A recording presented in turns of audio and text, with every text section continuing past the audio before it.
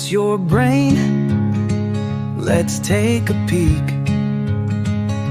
A little weird, a little chic. Not just thinking it's a show, predicting life as you go.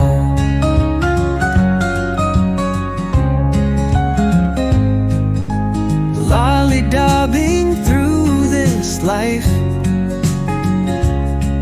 with Richard and Keri, brains in flight. It builds your world, it makes things new. Turns out you shape meaning too.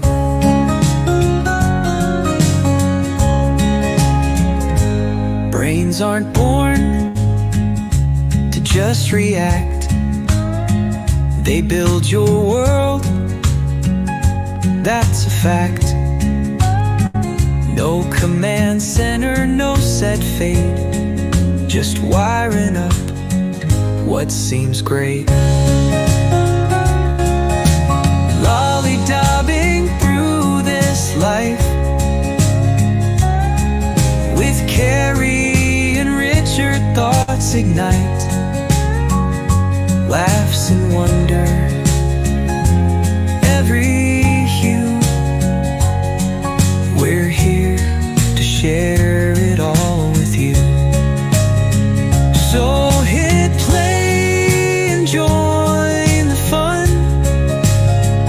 Your brain's been working since day one. From silly to deep, it's quite a view. Lollydabbing through with you.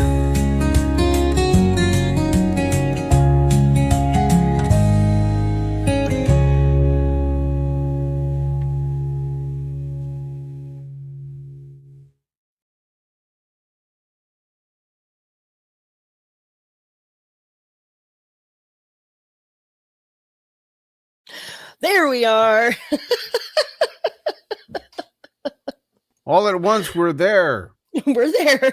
I'm like, okay, I removed that from the stage, and now it's just a blank screen. Who the hell is Sound. Clem Snide? I'm going to have to look that up. I know, that's why I said, okay, LOL. I'm not sure who Clem Snide is. I don't know. Well, Anyway. Chad knows who so many people are. It's just he has more friends than I do. He's well-versed. Well, he's musically so well-versed. speaking of friends, how are you? Oh my goodness! Just put that down anywhere. Won't fall any further than the floor. That's fine. You have lots of friends, Chad. Virtual friends count as friends. I'm your friend. Yes, they do. Yes, they do. All country. Okay, an all country band. All right. Alt country. Alt. My dogs today are just off the hook. They're happy. Yes, they're excited. She's telling them to shut the fuck up now, just in case you're wondering what she said. I'll interpret. It sounds like this. Girls, stop. I thought it sounded more like, shut the fuck up before I get a bat. Oh. It could sound like that too. Yeah, so we missed last week, but you and I both had a lot of stuff going on. And then at the same time, I was like, gee, I don't hate the idea of having a break between each of our sections. So I don't know. Yeah. We might make that a ritual. We might make that a thing. Just not the things that went on to make the thing. Right. Enough Agreed. Of that. Enough. That's enough. I think we both had hospital junk, didn't we? Hi, Silver Girl. Welcome. Yeah, we both had hospital junk going on and whatnot. Yeah, not our lives, but not personally. Yeah, not us personally. We're such givers, you and I, that we just. Dread disease. I gave the bubonic plague, but Flea didn't like it. Just so. Let me guess. Gift giving is your love language. Absolutely. I love giving gifts. All right. Well, that's why we weren't here last week. So sorry, y'all. I know you missed us. There wasn't any bitching. There was crying and gnashing of teeth, so it's all right. Clutching of pearls, all the things. All the things. So as you saw in our intro, we're going to be lollydabbing through a book this month. It's quite a book too. It's some psychobabble about neuroscience or something. It's fancy words. It's not psychobabble, it's neuroscience babble. It's psychobabble to me is psychology, which is like the one science where we kind of review things in retrospect. Whereas like to me, neuroscience is a little bit different of a creature. I know. I just like being a contrary human being sometimes. And it's a scientific method applied to your brain as opposed to analysis of yourself. Unlike an IQ test, which is done multiple ways in many different things, and there's no context. Listen, you know how many serial killers are part of Mensa or like killers in general, family annihilators? We weren't part of Mensa. It's okay to not be in that group, folks. That's what we're saying. It's okay to not be in a Mensa group. It's okay to not be a part of Mensa. No, it is fascinating, though. She does break it down pretty simply, even for me. I know zippo nothing about neuroscience stuff, and she does make it easy to relate to in here, which is why I think you encouraged me to get it first. I only have the Audible. You had mentioned. That's fine. I got all the other things. So yeah. So I got you're going to be visual arts today. I am going to be visual arts. And so speaking of visual arts, I am going to add this to the stage so that you guys can see what the book cover looks like. You can look it up on the Googles. She has all of her citations and stuff on the website. The website is literally 7.5 She's legit. Lessons. I checked. Yeah. 7.5 lessons about your brain.com. That's where all of her citations and whatnots and the scientific stuff. We'll leave her to the science. We are just going to discuss the concepts that she outlines in this book.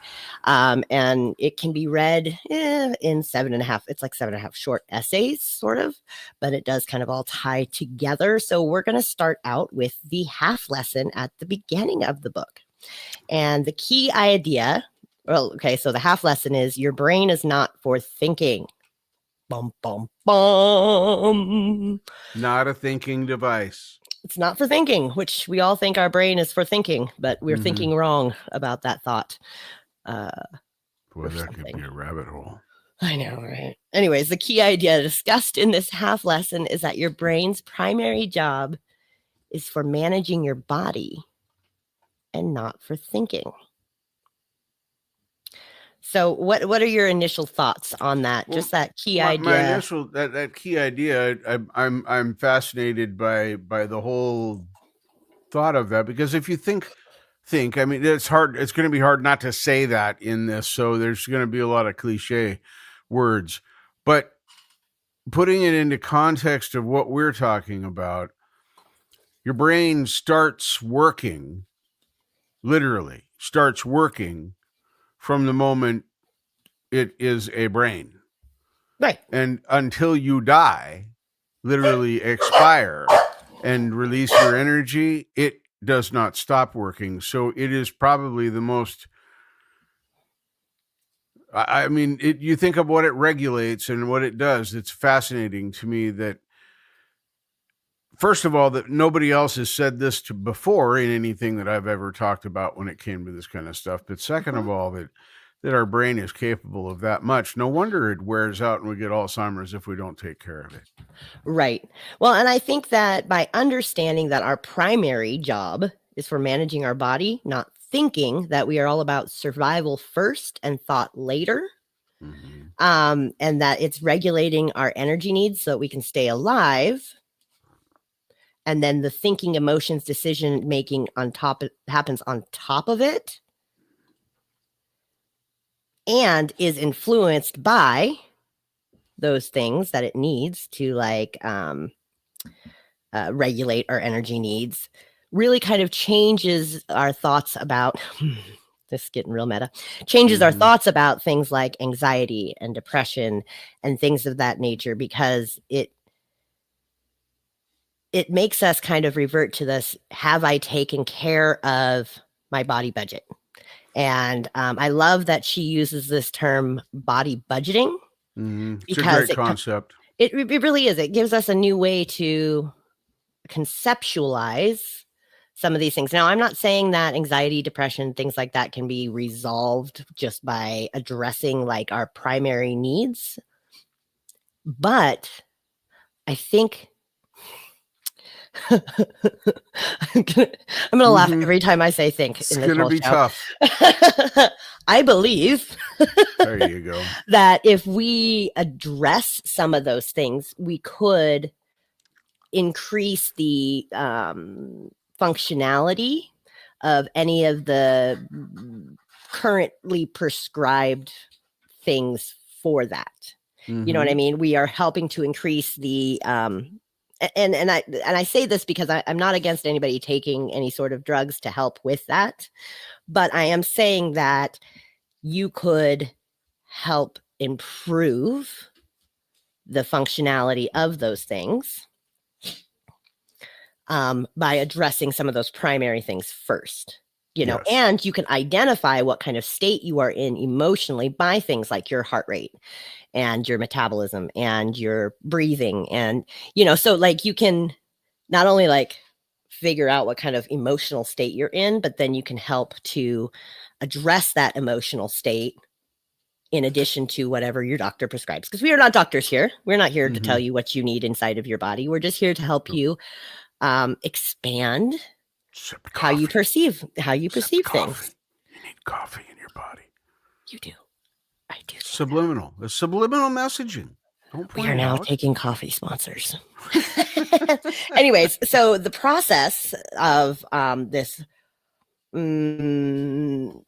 budgeting, or actually, let me just back up a little bit.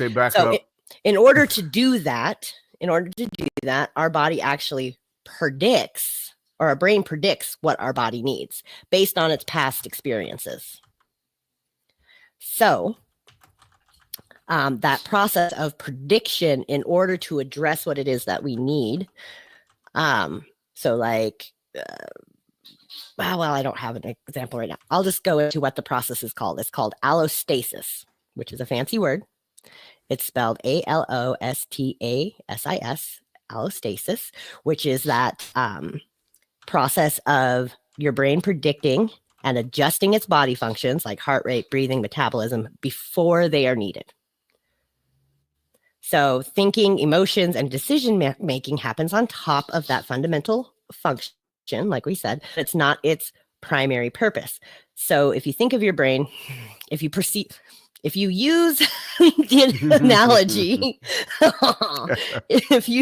analogy, of a budget, of your brain being a budget manager, you realize that your brain is actually not reacting to the world in real time, but your brain is predicting what will happen next and adjust your body accordingly. So if you have social anxiety, for example, which, has that will happen based on what your experiences have been, the state that you grew up in. I mean, we actually will address some of these ways that nature and nurture shapes our brain in other chapters this month. But all you need to know for this is that your body will predict that you're going to be anxious in a social setting. Your heart rate will increase. Your breathing will change. All of those things kind of happen in prediction of entering into a social experience. So why that happens, like I said, we're going to address a little bit later this month. But I find that it's this allostasis, or the anticipation of, that our brain is doing, that actually puts us into those states. Whew, that was a mouthful. What do you think, Allie? I see eyeball down there in the chat. This is heady stuff, and that's why we recommended 2 weeks ago that if you can, pick this up at the library, get an Audible. There's ways to get it for free. You don't have to have money to get it. I bought it. I bought the Audible, but that's just because I wanted to. There's other things I wanted with and from Audible besides this. But you can even go online to YouTube and look up Lisa Feldman Barrett, and you can check out all of her YouTube. She does a lot of like 2-hour interviews with like Modern Wisdom, and I think she even does one with like Lex Fridman. She does one with one of my favorites, Stephen Kotler, and the Flow Institute radio show. You know what, on YouTube. Keri? All these things are free. You're saying all these things were free and stuff, but it's like I'm already brain overload. Yeah. Why don't we have a segment, say next week, in the middle where we just put a list that you've compiled of reading materials that are recommended, just for watching materials? Yeah. I can stick. I can stick those, and then we can just put the list up there, and people can just go back to that. What I'll try to do is I'll try to flop back to the description after we're done with today. And hey, there you go. That works. Yeah, that works. I can only create so much in 45 minutes before the show. Yeah, she did all of this before we started today. I was like in power create mode. That includes makeup, hair, lighting. And extras, all the things, all the stuff that doesn't matter, and the things that do too. Okay, so why does this matter? You kind of already touched on it. It really reframes how we understand thinking, emotions, and stress.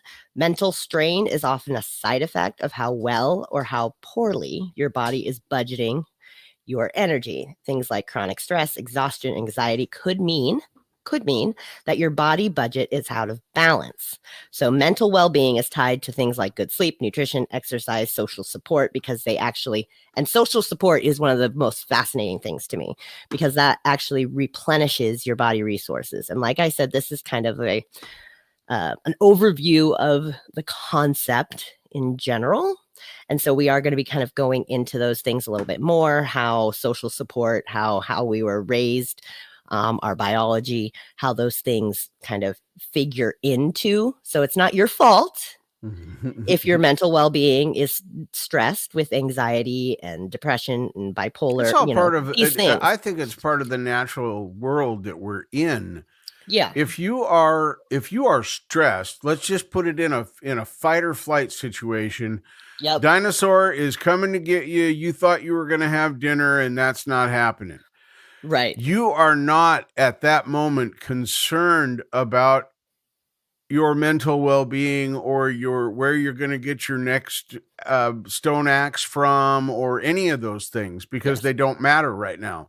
But we can habituate that sort of stress by thinking that every scenario that is similar to where the dinosaur tried to get us is also so because we're predicting. We habituate that stress into similar things. We predict, this environment is similar. So therefore, we remember that we were stressed before. 100%. And so like things like that. The one thing that I find super interesting is, you know how like when you go from one room to another and you forget what you went into that other room for? Oh, yeah. Then you got to go sit on the chair and push the button that Mr. Cosby told us about to remember what it was. Let's not reference Bill Cosby here. I will drop you from the joke. I will drop you from the stage. I will drop. That is an argument for another day, sir. I will dump you out. Dump you out. Okay, so whatever. 100%. The joke in and of itself, the art is not the person. Whatever. I do believe that. So. But yes, when you walk out, you can't remember what you were going to get seconds before. Do you know why you do that? No, I have no idea. That's an evolutionary thing where when you go into a new room, you forget because you're scanning for new dangers. So when you leave one environment, go to another environment, you're supposed to not remember the environment. Okay, well, somebody needs to tell my brain I just wanted a cup of hot cocoa. Right. It is. It's an evolutionary biology thing. That's it's cool. Part of our survival mechanisms as humans, so that when we go to a new environment, we're scanning for new dangers, and checking to see if it's a similar environment to our last environment, on whether or not how to budget our body. And part of our body budgeting is we drop the information that was not that our brain see. And that's a good illustration of how our brain will drop information in order to make a new body budget for the new it says, I don't need to remember that. It's too much in my body budget to remember why I went to this new room.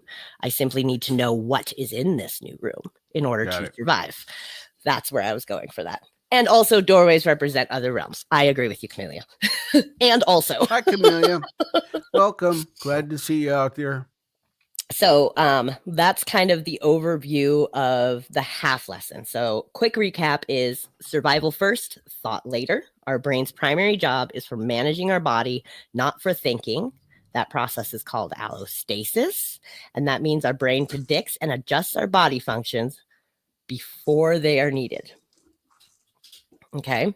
And our body's kind of like a body budget or budget manager. Mm-hmm. So moving from that half lesson to lesson 1 is that we have one brain, not 3. So I don't know if you have heard about this 3 brains sort of until this book. I never heard about this 3 brain thing. I never really. I mean, I knew there were different portions of the brain that specialized in different things as far as that goes, but not this concept that I have 3 different brains. Well, it's kind of used subtly, like directly and subtly in pop culture for like self-improvement. And even like a lot of doctors will kind of use this 3 brain model. It's called the triune brain model. And it's the idea that we have like this reptilian brain, which is our basic survival instincts. We have this limbic system, which is our emotional system. And then we have like this neocortex system, which is rational thinking. So I think we've all heard these examples of having survival brain, context, yes, emotional brain, and then the human rational brain. And that's what makes us so amazing as humans. Okay. And what she shows us in this book is that our brain is actually a unified system and not a stack or a segmented, like primitive and rational and emotional brain. We don't have like these 3 different sections that we can kind of jump from. Right. They're all interwoven and interlaced. And that's where I come back to I like the statement, you have one brain, because right. And that like she says, that model suggests that emotions and instincts are ancient and irrational, where logic and reason are kind of modern and separate from that. However, neuroscience and studies have disproven this model. Our brain didn't actually evolve in layers. Now, in this book, she kind of goes into how when this model was developed, it was before we had a lot of the imaging things that we have now. And so they were literally taking slices of brains of animals and humans and looking at it and being like, oh, well, we lack this, and this, or, making like visual sort of comparisons. And now we have much more advanced technology to be able to kind of look at this differently. Our brain is a single network. I love this analogy that she used of airports all over the world, and how like if one airport is under construction, you could be rerouted to a different airport and then continue still get to your destination, but you're kind of been rerouted. And I think that comes a lot into things like anxiety and depression, because once you reroute enough times, then you create this very strong neural pathway and you get used to using it. And that's through no fault of your own. Isn't the example given it's like a muscle memory? It's not a muscle, but the neural pathway is in that you keep using it over and over. It becomes you use it a few times. I like to think of it more as like a river that like kind of can cut through the rock. And then it's really difficult to reroute that back to a more effective or efficient or more that makes sense, satisfying way of being human. Because you reroute it through this and then pretty soon it's as deep as the Grand Canyon. You're like, but this is not actually serving me and my peace in my life. Right. And you want to change the route back to something that is more peaceful and enjoyable for you. And we get all off kilter trying to do that. We do that through all sorts of different ways that aren't necessarily good for us, but we're trying to kind of get back to that other way of being. Anyway, so the brain is a single network, not parts. all parts of our brains interact to regulate emotions, decision-making, and survival at the same time. Yeah. So the amygdala is often called the fear center, right? We all know about amygdala being triggered in that amygdala area. It's actually involved with many functions, including memory and reward, not just fear. Huh. What are your thoughts on that? Makes sense. I mean, for me, oftentimes through my life and even raising my kids, a positive reward was a better incentive for me to do or remember or be mindful of something than a terrible punishment. So I can, the analogy works in that way for me, because if my brain finds it to be pleasant to have that experience or do that thing, then it's going to work. I liked this too. Thank you for putting that up there. Yeah, because I mean, that's really just a different way to describe exactly what it is that we're saying. Yeah. Yep. Great. I thought that was excellent. I just didn't want to read it because I figured you'd catch it and put it up there. But yeah, it's which I kind of I went comment. past that point. I'm kind of doubling back a little bit, but I did. I was like, why don't I just put that on the screen? I forget that I have this technology sometimes. Yeah, I know. It's you know, we had buttons and things that we don't know how to use, then we forget to use the buttons we do. Yeah. So yeah, I don't it makes sense that the brain works together and that it is a network, because if that were not the case, then people wouldn't be able to overcome disabilities the way that they do in modifying what their bodies do and how their bodies do it to accommodate for the disability, and myself included. I have found ways is going to be about perception, by the way. It's a mind bender. yeah. But I mean, it's that definitely makes me more apt to follow through. Right. Well, and it also shows that, like, we can, in that idea of fake it till we make it, when it comes to, say, public speaking, how the body reacts the same way to anxiety as it does to excitement. If you really look at what your body is doing in moments of anxiety, and then really look at what your body's doing in moments of excitement, it's our thoughts about those physical sensations. It's our thoughts about those physical sensations. I'll say it one more time. It's our thoughts about those physical sensations that tell us whether this is something to be feared or something to engage with and be excited about. Yeah. And so if you go down a roller coaster to the bottom and you feel 4 G's at the bottom of the roller coaster, that's the expected result.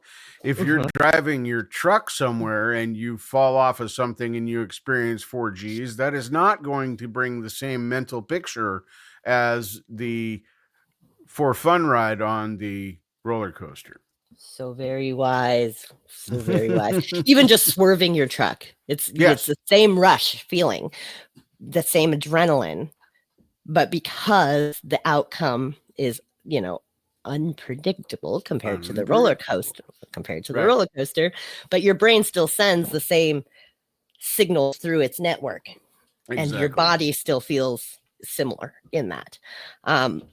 Okay, so emotions are not primitive reactions, but they are complex learned predictions based on past experiences or learned experiences, because we can not have an experience, but be taught that an experience could be in such a way, which, like I said, we'll go into the nature and nurture and how they work together from Lisa Feldman Barrett's perspective in later chapters. But our body budget does come from the people who influence us as we're raised. That makes sense. Yep. So it matters because there's this general concept that our rational brain needs to fight against our emotional brain. And that is misleading because it all needs to happen together. It all needs to work together. If we don't have dopamine hits, if we don't have dopamine in our brains, because people talk about dopamine and social media and all these things. Right. But the fact of the matter is, if we were to lose dopamine, we lose motivation. And that's not just like, oh, I don't want to wash my dishes. It's like, I don't want to lift my arm. I don't want to breathe. Like there was a study that Andrew Huberman did, or an experience. I don't remember exact parameters around it, but there was some sort of drug that some kids were taking where it actually killed their ability to produce dopamine, and they actually died because they stopped breathing, because they didn't have the motivation to take the breath, because dopamine keeps us alive as well. Interesting. Emotional pain. There's Yeah. Emotional pain is a thing. Yes. I think I've talked about this with you before, Richard, where the emotional hormones, those things that flush and flood your body, last for about 3.5 minutes. If you can sit in that feeling for the length of your favorite song, it will actually flush itself out. Right. And then, but see, then what? It's not necessarily just self-inflicted. We'll call it brain-inflicted, because your brain then says, okay, in this scenario, I flood my body with these things that are very unpleasant and use up a lot of my body budget. So therefore, I'm going to avoid the scenario. And the self-inflicted part of it is avoiding the scenarios that are similar or could be similar, or the predictions of those scenarios that make us feel unpleasant. Which ties back into the body or the brain predicting almost everything we do. And budgeting for it. Yes. So it's like this, and then we start to layer those things, right? Like I'm going to feel this way, so I feel this way in order to avoid feeling this way. Because if you think about what's going to make you feel uncomfortable, then you feel uncomfortable in advance, and then your body's like, "Yep, not doing that, because then I'm gonna eat up more of my body budget, because those hormones and neurochemicals that flooded my body, that made me feel terrible, ate up my body budget. So therefore," and it's this like circular sort of cyclical thing.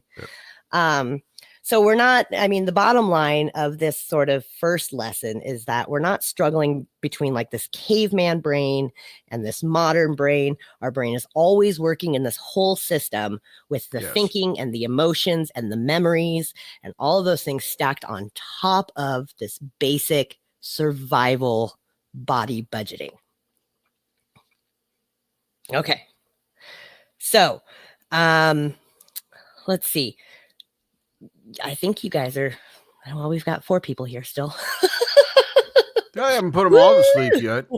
Yeah, I try to talk really fast. I hope that helps. But is there anything from these first few chapters? Do we need like some more, I don't know, examples or concepts to kind of cover this a little bit more? Most of the stuff that you're going to start moving on in, especially in this particular lesson, I believe, are how your brain can work with other brains, the differences in kinds of mindsets and things like that too. So there's still covers a lot. And my favorite part of this is creating reality. Right. Well, and that comes up. Okay. So lesson 2 is your brain is a network. So we go into a little bit more of how that network operates. Yep. And lesson 3 is little brains wire themselves to the world. So that talks a little bit more about like the nature and nurture, or the nature of your nurture. Of your nurture, yes. Yep. And then lesson 4 is your brain predicts almost everything you do. Lesson 5 is your brain secretly works with other brains. Lesson 6 is brains make more than one kind of mind, which gets kind of fun. And each one of these is only a few minutes, by the way. I don't want to make it sound like this. It's a lot of different topics to say, but these are like 4 minutes a piece, if that. I think the total reality. Audio book is like 3.5 hours. 3.5 hours, yeah. So this isn't a huge commitment of time. You can do these in minutes and still make it digestible. Well, that was interesting. In fact, that is how I have been going back through it. Yeah.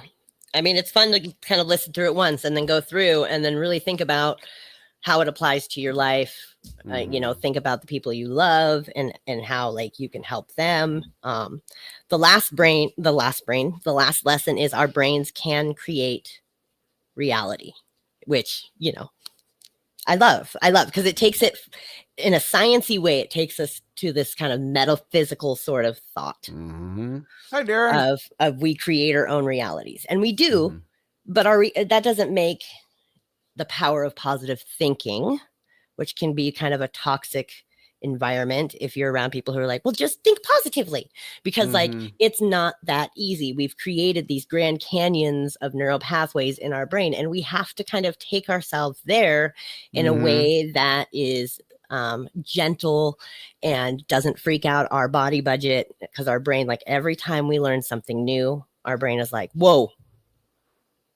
that's going to take a lot of energy. Do we really want to engage with it? Do we really want to learn this? Or are we just going to let it kind of and pretend like it doesn't apply to us, or pretend like it doesn't matter? Or absolutely agree, Darren. We can create a reality for ourselves. Many of us do.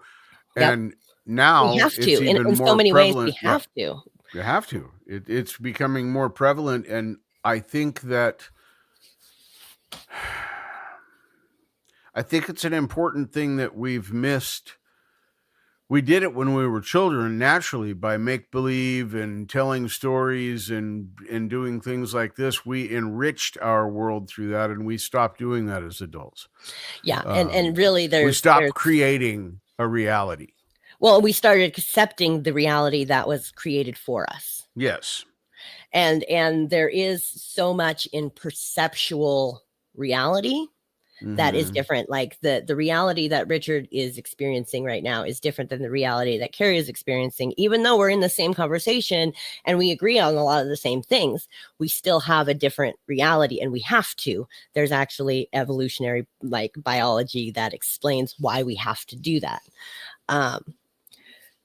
And then letting others create our reality in some ways, when we get further into this book, in some ways is a survival mechanism, because as humans, and I think she says this, I don't remember what lesson it's in, but as humans, what really stands out about our brains is not that we've developed our prefrontal cortex after, or our prefrontal cortex is not bigger because we are more advanced than other like species. We develop our prefrontal cortex because our brain takes longer to grow than other species on this planet. And so because it takes a long time to grow, most animals have survival mechanisms out of the womb, and we literally do not. And that's it's not an evolutionary advancement. It's a side road that humans took compared to other animals. So it's not that we are more advanced, it's that we took off in a different direction during evolution. And I think that is just fucking fascinating when you think about it, because it takes us to this place where we can think about like what we've assumed about other animals on this planet and makes you go, oh, well, just because we don't speak that language doesn't mean that they're not experiencing emotions and the things that we're experiencing. They're actually more self-sufficient. Yes, I agree completely. And that's why I tried to teach my children none of those things. Tried to teach them how to exist in space with other people, but not how to behave. That was up to them. And they bore their own consequences for those things. I didn't.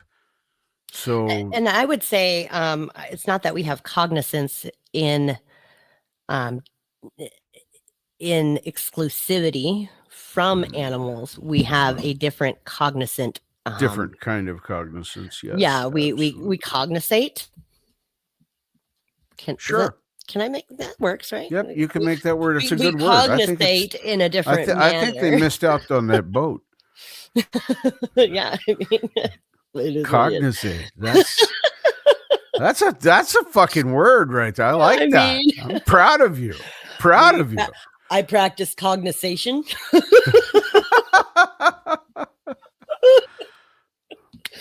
All right. Well, I mean, we're coming up on 40 minutes here. I really enjoy what Camellia and Darren Dimebag has contributed.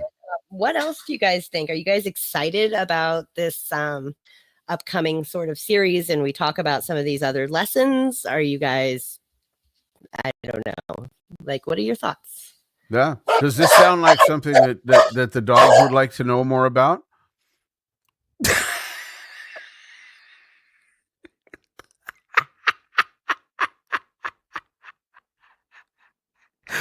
Oh my goodness. They're perceiving danger, but it's really just somebody slamming their car door. Yeah. It's a Bushism. Is that as in a GW-ism? Bushism? Or a GW Junior Bushism? I mean, we're two peas in a pod, let's face it. The dogs are very excited. The dogs are happy. They're attacking me. Did you mean Buddhism or Bushism? You'll have to elaborate. Well, that's why I'm clarifying. It's a Bushism, because when I hear the term Bushism, I think back to GW and Junior's days in the presidency of America. Dimebag says I'm thinkicate on that some. Yes, now you're in the spirit. Yes. And I agree, Camellia. The answer is knowing yourself. It's many of us don't know how to know ourselves. Well, I certainly didn't know how to know me. Is evolving. Like we should be learning different ways on how to know ourselves. I mean, there's so many different ways to know yourself. You can know yourself from a theological standpoint. You can know yourself from a from a internal sense. You can know yourself based on what other people think about you. There's all these different ways. They're all legitimate. Now, they don't always all work for us all the time, right?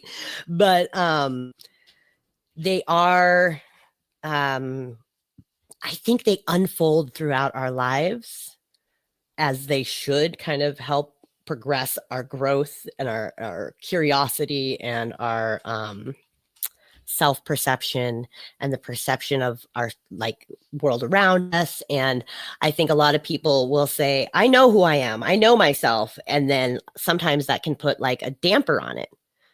So we always know parts of ourselves in whatever stage of life, whatever experience we are having, but then if you were to learn something new or look at yourself from a different perspective and then go back and have that same experience, you will know yourself differently in that same experience. So I mean, even in her book about how emotions are made, she talks a lot about how memories are not retrieved, they're actually recreated. And then we remember things differently because now we have a different emotion than we had then. Yep. It's ask any law enforcement investigation type person. They will tell you that it's terrible. Witness statements are unreliable. And yet witness statements are one of the number one ways that juries will convict people or not convict people. Absolutely. Which is such crazy. A contradiction. I mean, we can go off and that's like a whole nother month in and of itself about our judicial system. Hole. Yeah, because I mean, we've got a lot of noise that comes in. We've got judges are not immune, Oh no! Our legal system is not immune to things like biases, and they like to think that bias is taught out of them, but it's really not. They're still dealing with the same body budget. So if they are hungry, there are studies that show that just after lunch, judges give more favorable rulings because they feel better. Because their body budget has been taken care of. They don't see things through this perception of I'm lacking and therefore you're wrong. Right. And I'm not, and that's really black and white thinking to tear apart judges either. No, in that of itself, they do a hard job. It's a hard job. Be a judge. Fuck yeah, you're going. Just put them all in jail. Fuck it, I don't care. I hate everybody. All y'all going to jail. I don't care. We'll sort you out later. We'll sort it out later. And they are equipped educationally and from an academic standpoint, I feel than say I am. However, I think it is irresponsible for us to assume that you can change outcomes just academically. Right. You have to understand these things. Yep. More receptive to information in the morning. Yes. And less receptive. Well, and again, that comes from kind of our body budgeting, I think. The body budgeting. Yeah. That would fit that because we tend to be more tired in the afternoon. And so we just want to maybe utilize the information that we learned. Mm-hmm. We want to apply it as opposed to learning more, because we are getting to the end of our day and the end of our cycle. And so therefore, and I would even go as far as to take away the morning aspect from it, because I think we do have slightly different cycles as humans, as we've kind of progressed through society and how things have gone. Like, you know, as clocks have happened, I think people kind of get into different circadian rhythms. And so people will absorb. I think that there is, people are more receptive to information when they are fresh, as opposed to when they are more tired, and not really dedicated simply to a time of day like morning. Because I think some people are fresher during different times of the day, depending on how their body has been taught to budget through their nature and their nurture and their upbringing and their jobs and their outside influences as well. Camelia, I don't think we're different at all. I think we just live more conveniently. We've learned how to manipulate our environment better over the generations and new techniques and things, but we could easily do what we do right now by digging holes in the ground again. Well, right. And I think that's what Lisa Feldman Barrett's, I should put that up on the screen. I think that's what Lisa Feldman Barrett is saying, is that we don't have a caveman brain. We have always operated in these ways. And now we've added to our tool belt, our options, our things that we can grab for. We have added to our social conditioning in different ways that changes kind of some of those things. But our brains are essentially the same as they were. Otherwise, we wouldn't have evolved from cave and tribal times to the society that we live in today. Yeah. And I digress, but people oftentimes try and liken modern cities and things that society and things have done in modern times as that's our hive mentality, our ant mentality, and I completely disagree. Yeah. It's simply, for us, it's simply the most efficient if you look at way. History, our cities and our hive existence, it breathes, it ebbs and flows. If you look at like historical, social, like things will get congested and then they'll spread back out and then they'll get congested and then we have to explore and then we get congested again and then we have to explore. Yes, we're social creatures and we tend to bunch together, but then there's always people who go back out again. And I think you're very right. Men still like to hunt and women still like to nurture.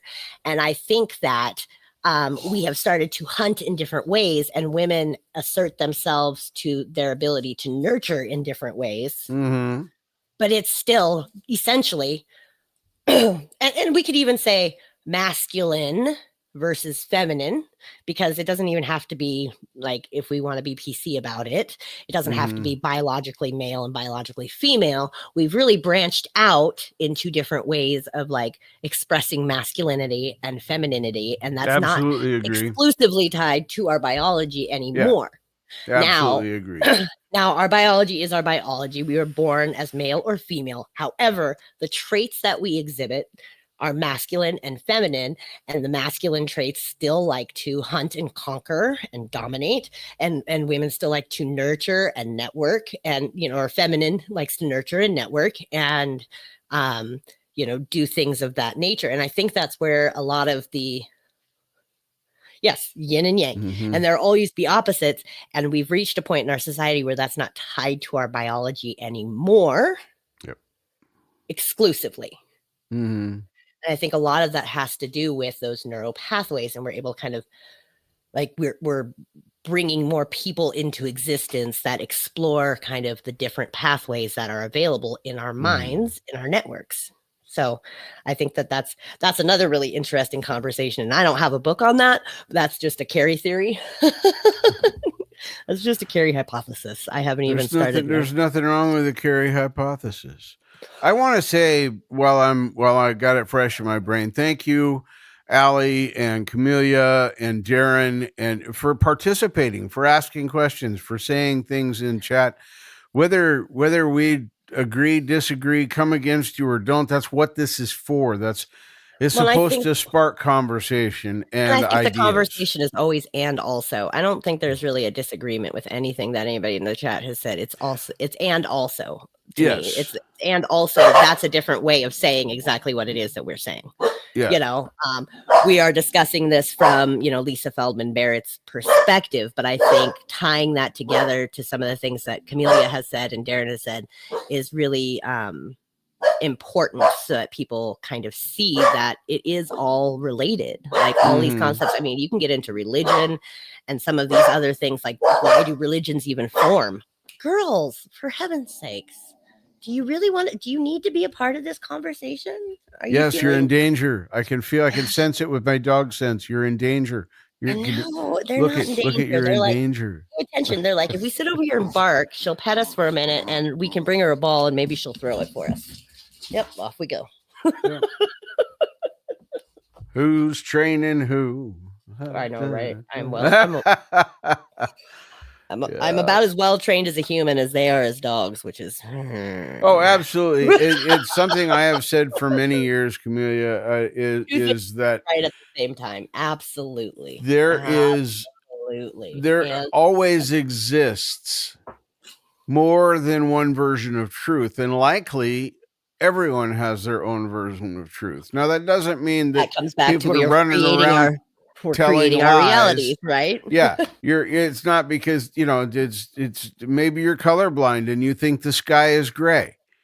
Doesn't matter. People aren't running around telling lies. We are creating our own versions of reality. So that is so important that you bring that up. That saying, well, I like I say this all the time, I always tell the truth. Well, I do, but I always tell the truth through my lens. That doesn't mean I'm trying to. I tell a truth. Yeah, it's the facts that I'm telling you are completely verifiable. You might disagree with them, but the truth is the truth in that respect.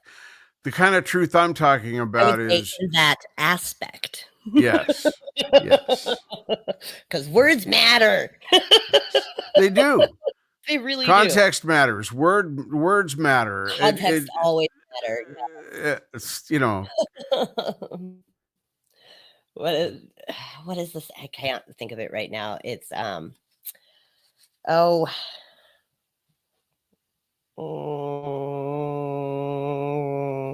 nope, not coming back to me. Doesn't matter. Okay, we're coming up on 53 minutes. Yes, we are. That was a great discussion. It was like a great informational vomit, and then we had some really good chat participation. So next week, just as a recap, we're going to go over lesson 2, which is your brain is a network, and lesson 3, which is little brains wire themselves to the world. And I have a feeling that those two sections, especially little brains wire themselves to the world, like it speaks to our family, our origin. Oh, 100%. That's a fascinating rabbit hole. I think that one's probably going to run a little bit long, but I think we could probably wrap up this kind of overview, half lesson 1, a little bit. Yeah. I mean, we can wrap that up. This was more of an introduction to this whole concept. We're hoping that you guys will want to participate and read a little bit of this or hear some of it and know a few of the things. Like she'll check. It'll be in the things. Yeah, I was going to say, after I jump off here, what I'll do is I'll set up the other Jung's universal consciousness. Yeah, I think like a lot of things that Jung said was correct. And also, I think we can expand upon that with the knowledge that we have now compared to Jung then, I think there's a lot to that. And I think that in some ways, I think that's what I love about this book is if you can read it and see it at face value. But if you contemplate it and think about it, you can see what she is saying and how it's connected to all these other things that we've already learned. And she's coming at it from this neuroscience standpoint. And science is really just asking questions about things that we know now. And we only know the questions that to ask based on what we've learned so far. So like a lot of ways, science is subjective to the questions that we think to ask. And so science is not completely objective. It's completely objective to the question that you're asking, but the question can always be subjective. Oh, yeah, absolutely. So that's what I love about science. I love, in a lot of ways, Lisa Feldman Barrett. Hey, that's enough. A lot of her science is based on meta studies of studies that have already happened. And so she's going back to these studies that have already happened and she's asking new questions. And I think that is so integral to the advancement of our understanding, or I shouldn't say advancement, because that denotes sort of like a ladder where we're stepping up. And I think that the hierarchical concept is problematic. So I'll use the word expansion. Yes. Over advancement. The expansion of how we perceive things, how we look at things, how we understand the science that has already happened, the studies that have already happened. Our knowledge of them is expanding. Our interpretation of is expanding. We can take things from what, in a lot of ways, older cultures kind of had their own way of explaining the same thing that Lisa Feldman Barrett, I'm talking with my hands, so I'm whacking my microphone, of explaining the same things that Lisa Feldman Barrett is explaining. So there's a lot of people who will hear this and go, well, obviously, because culturally they already understood it, just in different terms. And that's why I come back to the and also. Two things can be right at the same time. And I think 100%. That in a lot of ways we've gotten away from, especially with that triune brain concept where we're like, oh, emotions are primitive and we have to beat them back with our logical brains. And the fact of the matter is you can't make a logical decision without emotion involved. Period. End of story. Done.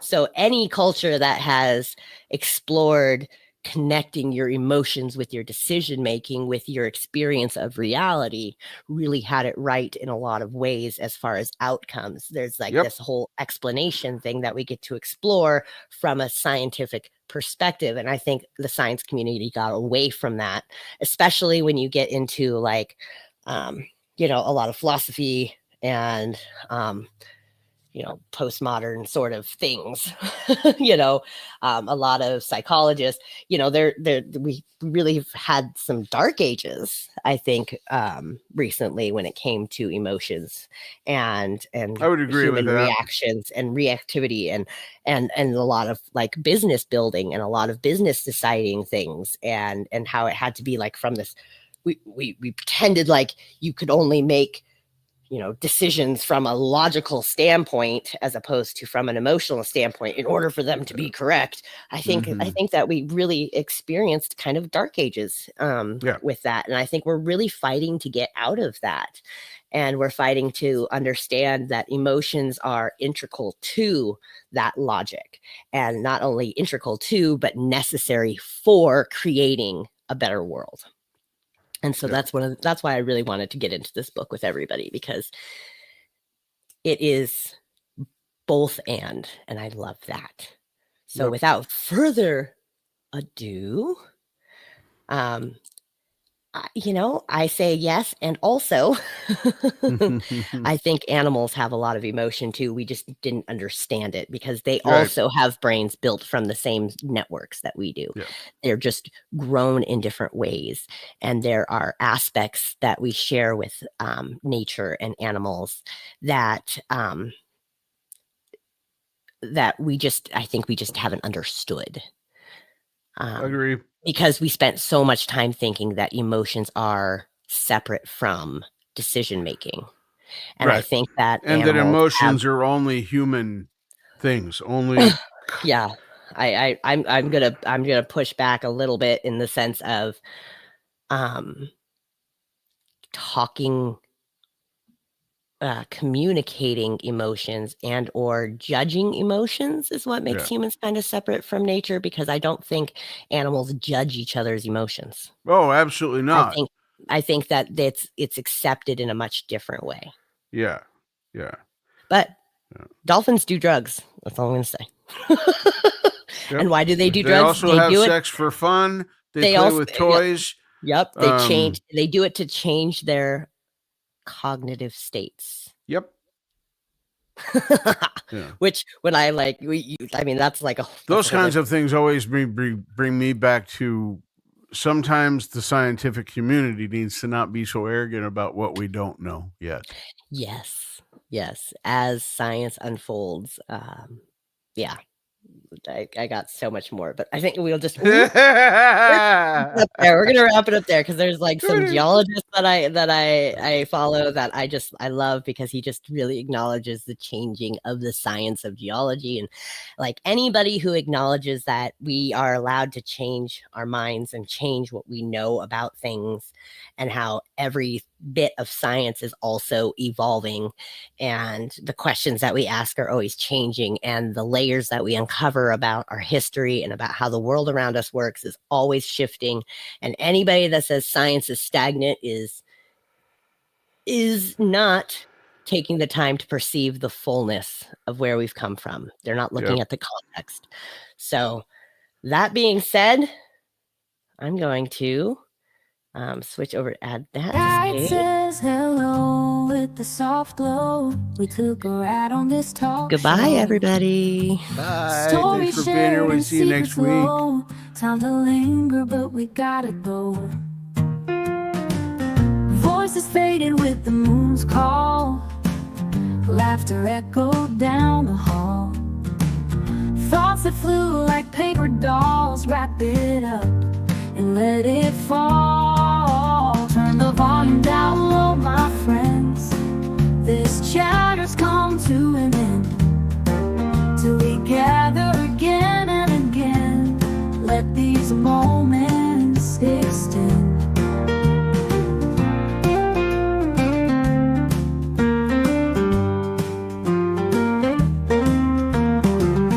In the quiet, hear the clock tick tock. Words won't stop, but we'll walk the walk. Dream a little till the next talk. Out of time, let's unlock. Turn the volume down low, my friends. This chatter's come to an end. Till we gather again and again. Let these moments extend. In the quiet, hear the clock tick tock. Words won't stop, but we'll walk the walk. Dream a little till the next talk. Out of time, let's unlock. Turn the volume down low, my friends. This chatter's come to an end. Till we gather again and again. Let these moments extend.